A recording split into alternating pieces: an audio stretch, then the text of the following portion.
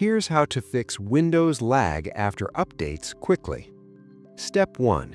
Clear temporary files. Press Windows plus S, type Disk Cleanup, and open the app.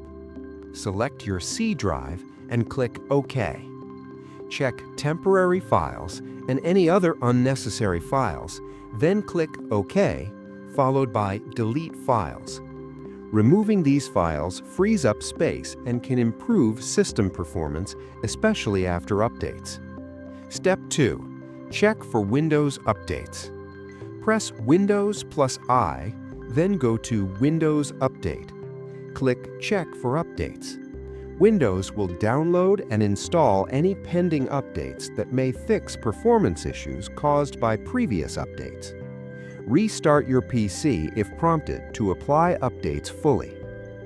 Following these 2 steps should reduce lag and make Windows run smoother after updates.